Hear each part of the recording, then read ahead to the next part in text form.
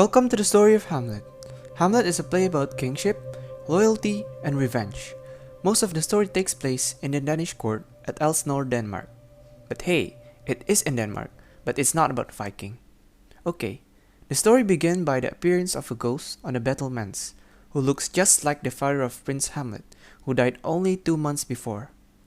The guards ask Horatio, a young nobleman and a friend of Hamlet, to talk to the ghost, but it disappeared out of sight. The new king of Denmark is Claudius, Hamlet's uncle, who has just married Prince Hamlet's mother, Queen Gertrude. King Claudius allows Laertes, the son of his chamberlain Polonius, to return to Paris. Polonius bids farewell to his son, advising him on how a young man should behave. Meanwhile, Hamlet is still distressed by his father's death and deeply upset that his mother has married barely 2 months afterwards. Then, Horatio visits Hamlet to tell about the ghost that looks like his father. Hamlet and Horatio then check the castle battlement at night. When the ghost appears, he speaks to Hamlet as the spirit of his dead father. The ghost tells how he was murdered by Claudius and asks Hamlet to revenge his death. Hamlet swears to find proof of his uncle's wickedness. Hamlet is determined to kill the king and pretends to be mad in order to trick him. Ophelia, Laertes' sister, who has been courted by Hamlet, notices his strange behavior. Ophelia then tells her father Polonius, who decides that Hamlet is lovesick for Ophelia. Claudius, the king, is also worried about Hamlet's behavior. He sends for Rosencrantz and Guildenstern, old school friends of Hamlet, and asks if they can find out what is wrong with him. Rosencrantz and Guildenstern visits Hamlet to find out what is wrong with him. Hamlet soon discovers that they are messengers from the king. He describes his melancholy to them. Hamlet then learns that a group of traveling players are to perform at Elsinore Castle. Hamlet asks the actor if they will add a scene to their play. It resembles the way in which his father was murdered. If Claudius reacts to the scene on the stage, Hamlet will know that the king is guilty.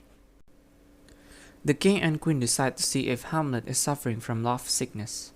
They arrange for Ophelia to be alone with Hamlet, but where the king and Polonius can eavesdrop on the conversation. Hamlet ponders on death and asks whether it is better to live or die. Hamlet spurns Ophelia's love with cruel words, and she cries out in despair at the change in him.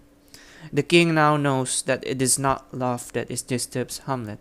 He suspects Hamlet of evil plans and decides to send him to England.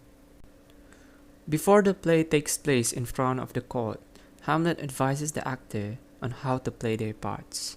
Hamlet carefully watches the reactions of Claudius and his mother to the play. Gertrude's response is fine, but the king is disturbed. When the actor reaches the point where the player king is killed, Claudius stops the play and rushes to get some light. Hamlet is now convinced that Claudius murdered his father, and he is determined on revenge.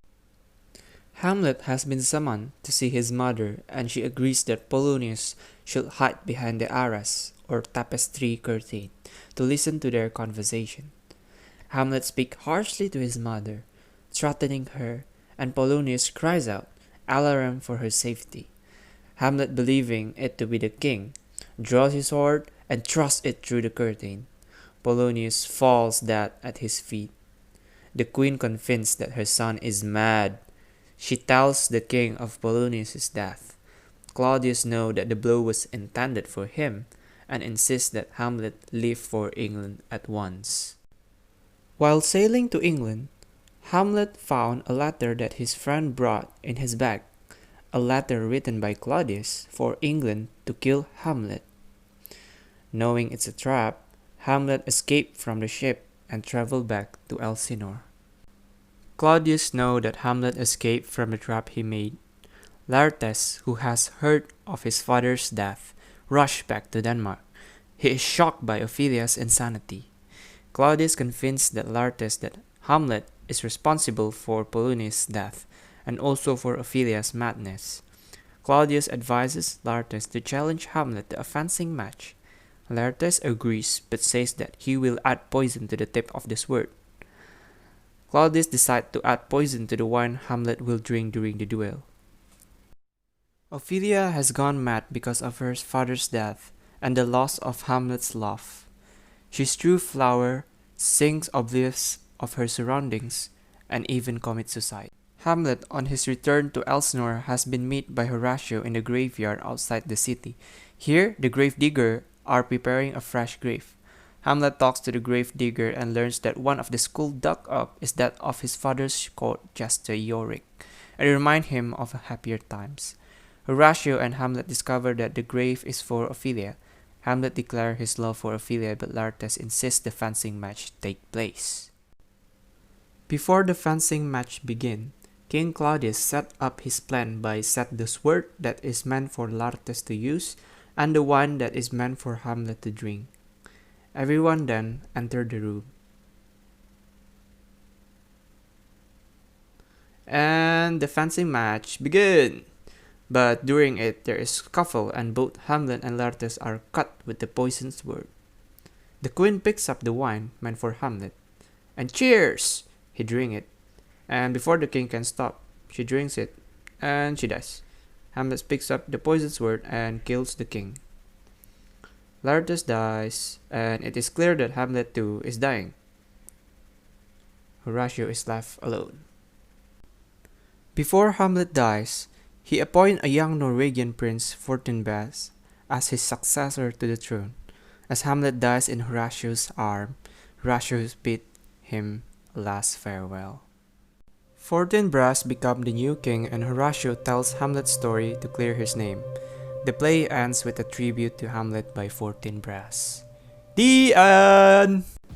If you enjoy this kind of content, please hit the like and subscribe button. If you dislike it, you know what to do. See you in next video. Bye!